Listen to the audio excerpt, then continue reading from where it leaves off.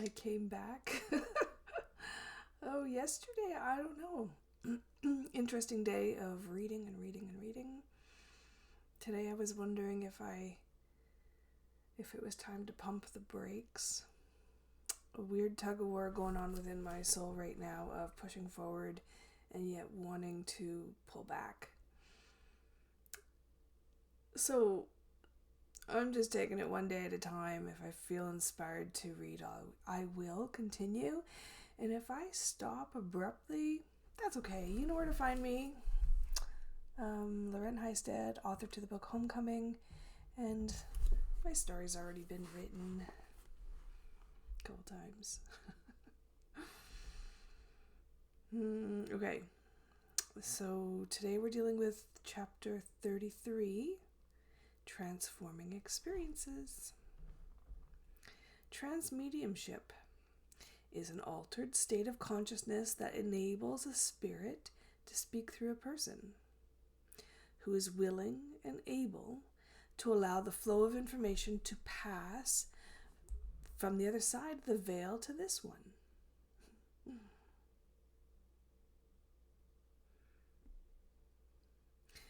The word and concept, relatively new to myself in the grand scheme of things,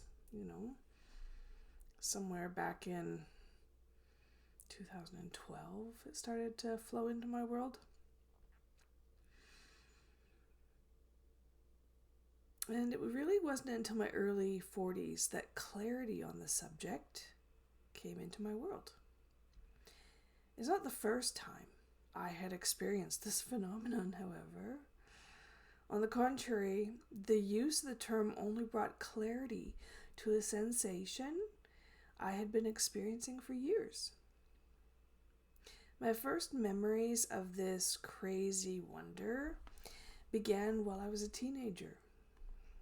Yep. Oftentimes when I was in a calm state of being, just relaxing around home, driving in a vehicle, or even just daydreaming away, this odd occurrence would happen. My mind started to speed up. My head would become quite heavy feeling, and I could feel this odd pressure from above. I could even notably see changes in my appearance. I was quite consciously aware, in fact, that someone else was asking to speak through me. As my energy field started to change, I would often complain to my parents. Am I talking fast? Can you hear the change in my voice? Do you realize I'm talking about things I don't really want to talk about? I questioned. My lips would often feel like they had quadrupled in size.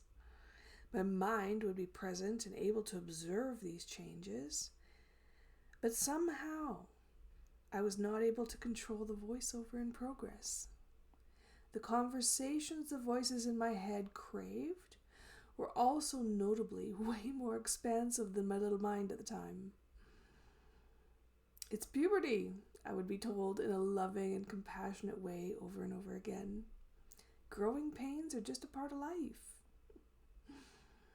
Intuitively, I knew these were no growing pains, or at least not of the physical nature. Spiritual and mental? Yes, for sure. This process continued for many years. Oftentimes while traveling in a car, visiting with a large group of people, or even just walking outside within nature, this strange encounter with the other spirits continued to evolve. Stop it, I adamantly requested. I don't want you to be the one talking right now. Looking back, I marvel at how these words came out so clearly while I was young, yet never raised any flags of fear or concern. More just an annoyance, really. I wanted to be a normal kid. I wanted to be normal. And here I was working with those voices in my head again.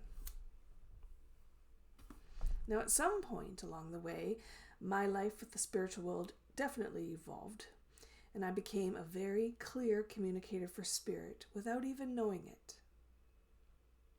Words would often flow as I expressed information to a friend or a complete stranger without my having any awareness where the information was coming from. Clear cognition, or clear knowing, is what this phenomenon is often called, and from a more expansive view, channeling is the art of allowing yourself to be a clear voice for the spirit world. When this phenomenon moves into more of a trance-like state, the people around you start to notice the differences as well. They see another face overlaid in front of your own. They notice the change in vocation, vocabulary, tones, and wording used. Oftentimes, their other senses will also become heightened. Their hair might stand on end as they clearly start to feel the increased vibration of the spirit world. People will intuitively know you are speaking at a deeper level of awareness. And they will receive guidance on questions they haven't even articulated in verbal form. When I'm doing my healing work, I more often than not operate within this semi-altered state of consciousness. The further I learned to release my control on the messages coming through, the stronger the messages and healing became. One time, when I was studying energy healing abroad, my teacher made the observation that I was working in a trance-like state. A what? I remember asking, having no idea what he had referenced. A trance-like state. He confirmed again with more conviction. You work in this state so naturally that you do not even realize you are connecting with the spirit world. You need to spend more time learning about this altered state of consciousness that has become your norm, was his advice. And when you are able to understand the level of consciousness you have achieved and the spirits whom you channel, you will truly begin to understand the makings of your own soul.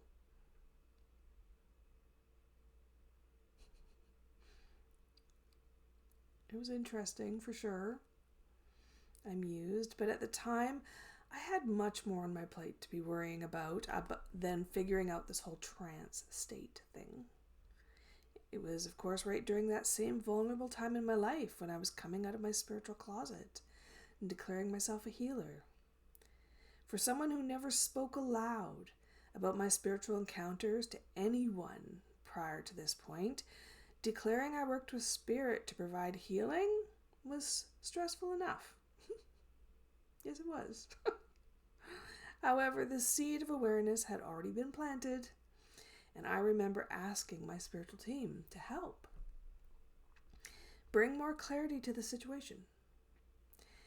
If my path includes learning more about the trance work I do, then bring me the right opportunity and person to work with on this endeavor. Now, I should really know by now, I should, that when I put out requests into the ethers, it always manifests in my reality within very short order. In terms of trance, it was a friend of mine who approached shortly thereafter. She had always held an interest in the area of trance work and was guided to evolve this awareness further. When asking her guides who the right person to work with on this unique endeavor was, my name surfaced. Go figure.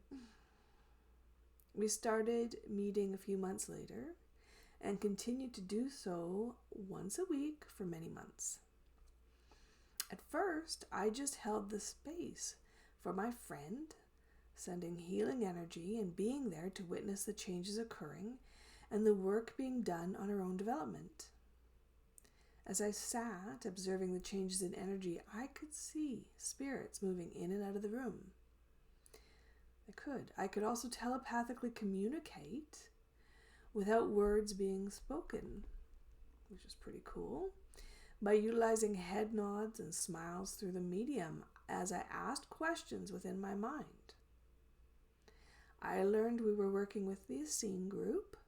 No surprises there, as I had already met this sect of people before. As I mentioned, they are linked to the biblical accounts, and more specifically, they are linked to the biblical accounts of Yeshua and Mary Magdalene. We are part of your team, they told me repeatedly during this time. They confirmed yet again my connection to this group and that they were there to help me stand in my truth.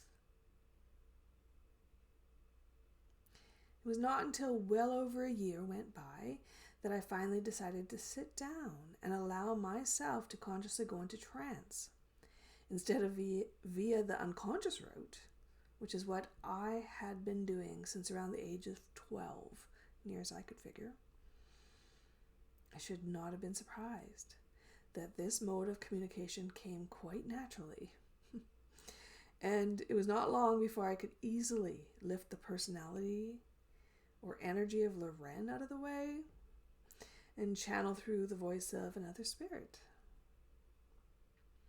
I channeled various historical people and also received generic guidance from the Divine Mother, archangels, and many more during this period of experimentation and growth.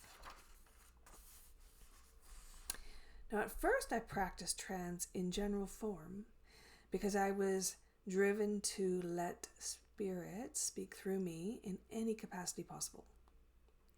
Eventually, my focus narrowed to a few of my favorite energies. Allowing them to speak felt very natural, very natural. They were not quite as intrusive as some of the others were, but more like a soulful connection. When I channeled in this fashion, there was also notable differences in the room. A mist would sometimes appear. The energy of the room would become very expansive. My face would begin to take on different features, and the words would just flow so fast, my mind would not have time to comprehend what was being said. Anyone sitting there witnessing the trance communications always experienced very interesting phenomenon. Some could feel the spirits move in. Others could see the changes in energy and facial overtones.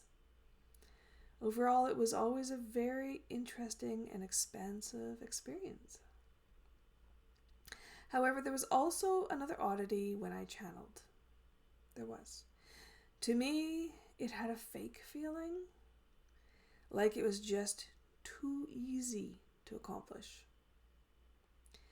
Because of this difference in perspective, I began to doubt what I was experiencing and why I was so driven to channel spirit in the first place.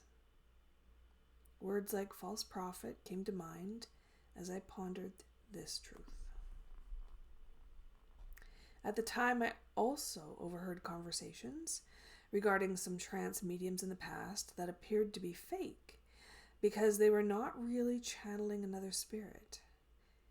If that were true for me, I reasoned, why was it that the largest physical evidence always unfolds in the room while I'm in trance? To me, this phenomenon suggested a true encounter had taken place. So why did it feel so fake? I traveled abroad to find the answers to my questions. Within a trance workshop, I watched and learned the differences between the energies and what was transpiring.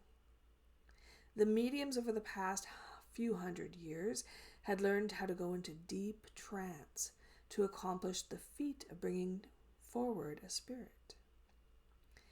They trained themselves to move so far away from their conscious awareness to enable individual spirits to work through them.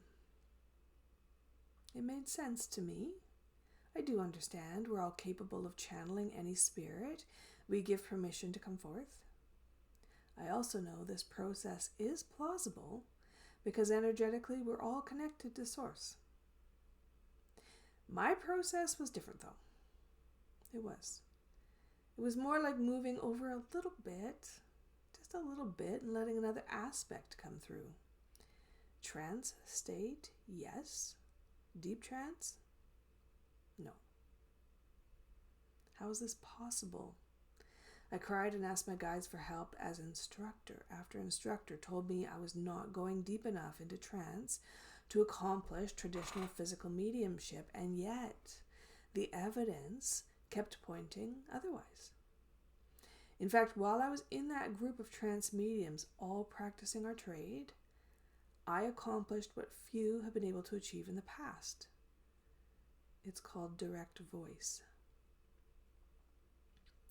This is when the physical evidence of spirit communicating with the group is so strong that the sitters in the room can no longer tell whose physical body the words are coming from, with the voice appearing to originate from above. The verbal exchange comes in so strong and so clear that it feels like the heavens have opened up and the group is hearing straight from Source. Some witnessed a huge female spirit standing in the middle of the room. That day, as I let the divine feminine aspect speak through me. Some witnessed a disembodied voice in the far upper corner of the room. All of them were notably inspired and changed by the encounter that day, though I assume no one more changed than myself. I pondered over and over again why many thought I was faking trance mediumship, and yet I was still able to achieve direct voice and physical evidence of significant proportions. My guides urged me to remember how the prophets of ancient times worked. It was not within a full, deep trance state of non-awareness or unconsciousness. It was with eyes wide open. And their soul surrendering and engaging with the divine within. That is how direct voice is achieved. Words flowing straight from the core of your very being. My clarity came through loud and clear that day as my guides worked to take my understandings to a whole new level. You are perceived as a fake trance medium when you achieve direct voice because you are not bringing in another aspect of spirit. You are channeling a powerful aspect of your own. This is who you are. This is your SOULworks.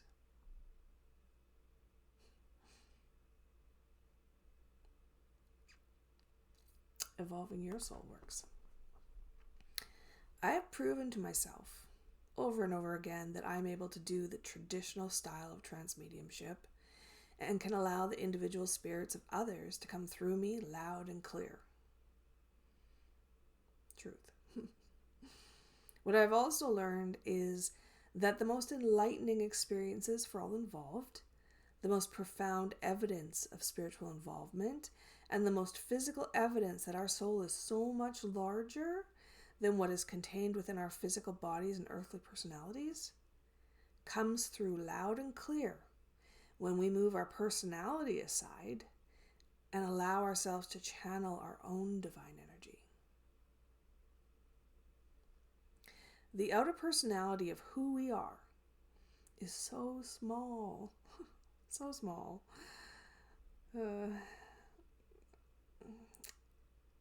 Of the larger being of our soul.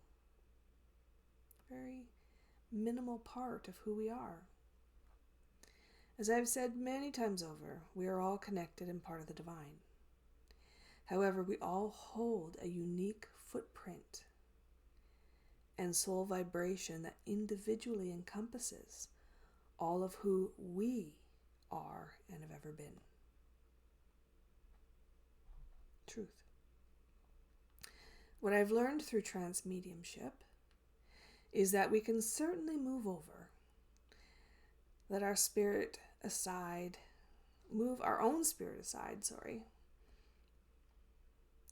to let another wise old soul come through, provide evidence of the larger universal picture, right? And provide life-altering awareness and knowledge. Of course we can.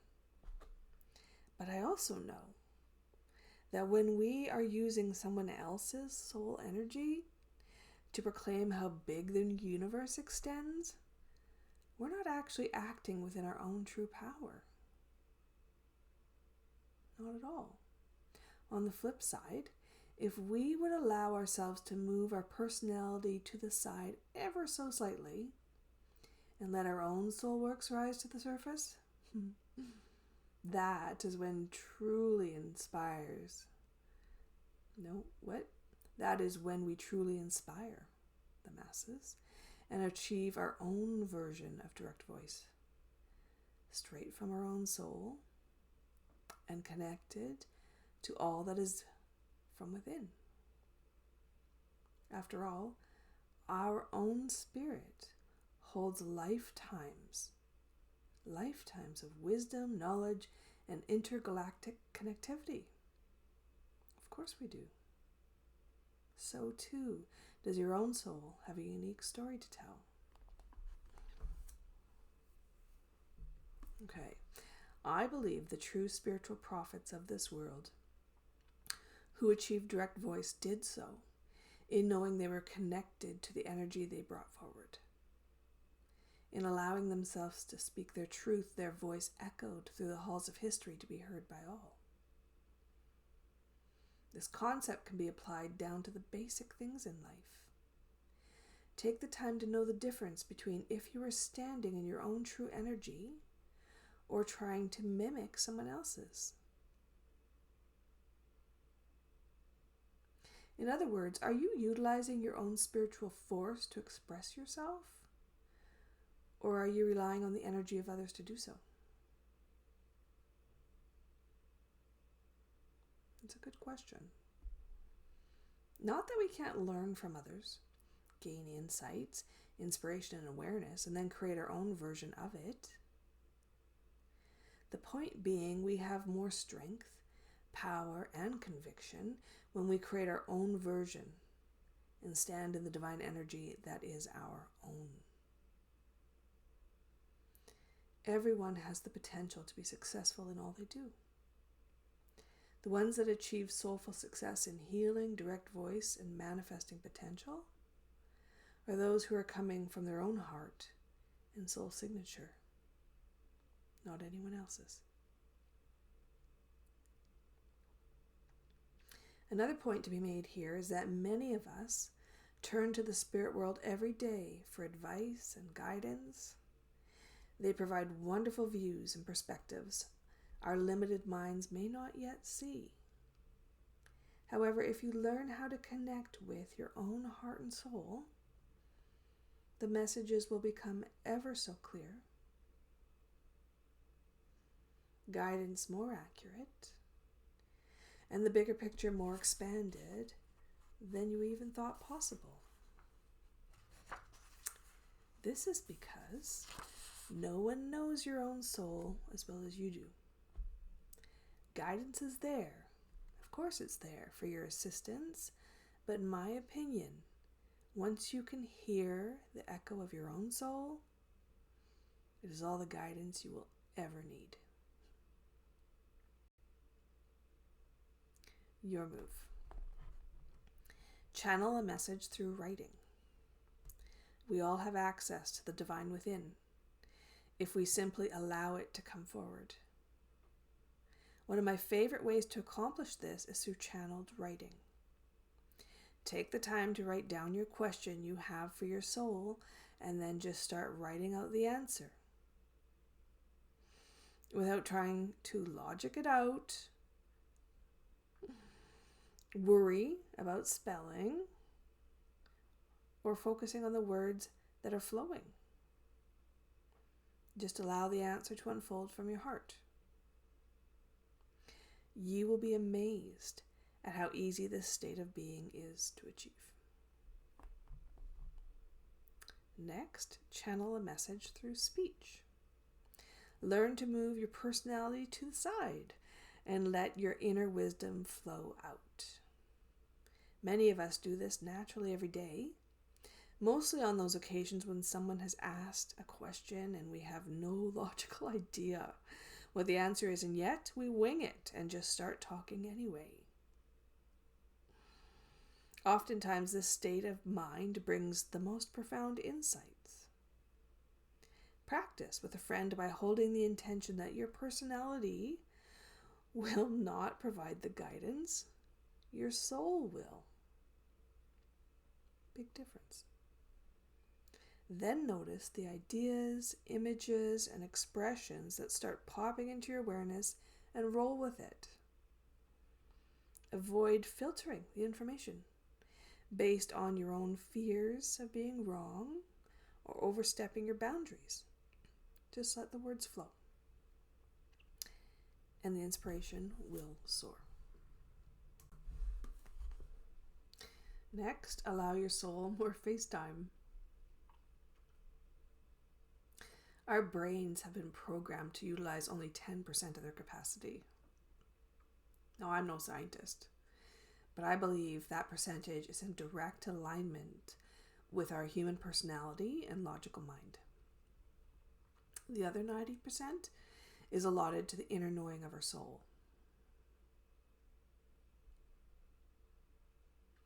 As you become more aware of your interconnectivity to all that is, you access more of your own soul potential, and hence utilizes a larger percentage of your core being.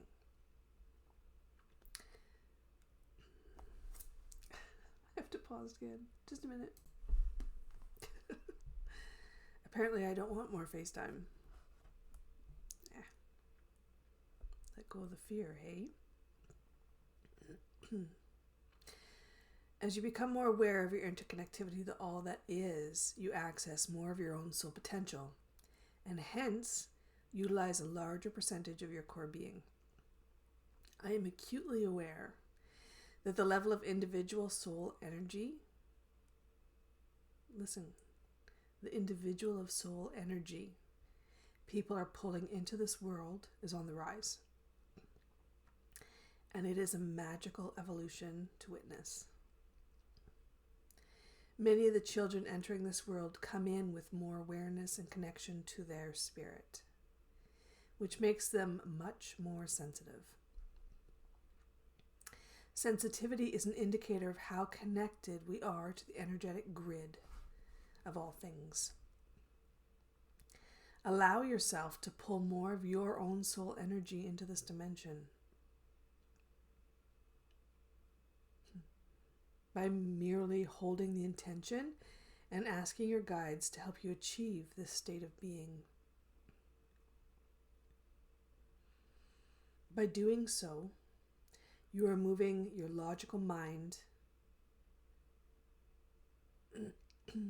You are moving from your logical mind to your soul mind. You are also moving from being connected to your individual consciousness more to the collective consciousness. Standing in your true power is all about standing in a higher percentage of your unique soul energy, thereby becoming the full embodiment of your own soul potential. No wonder I'm having trouble with that one. Remember, I'm on that put the pedal down and yet want to hit the brakes at the same time.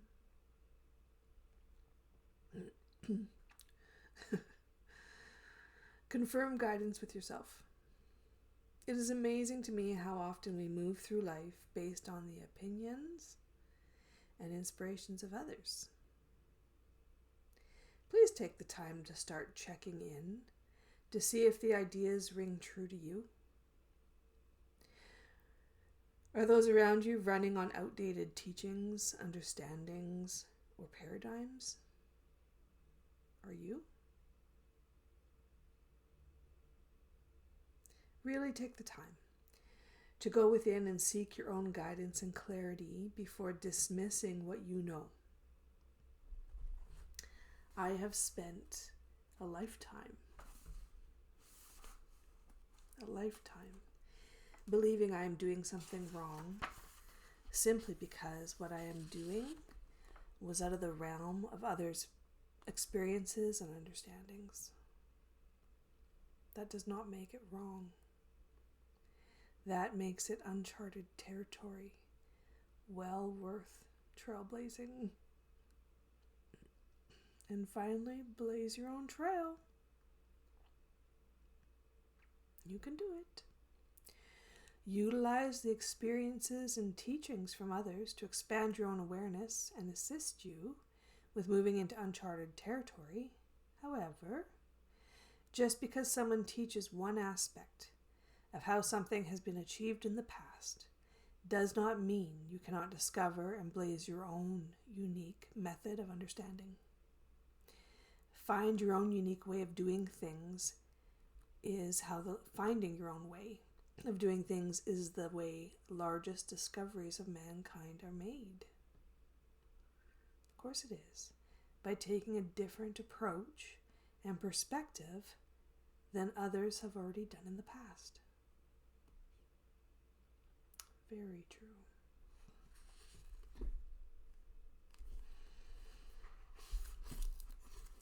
Thank you. Speaking my truth while finding my voice, while moving forward all at once.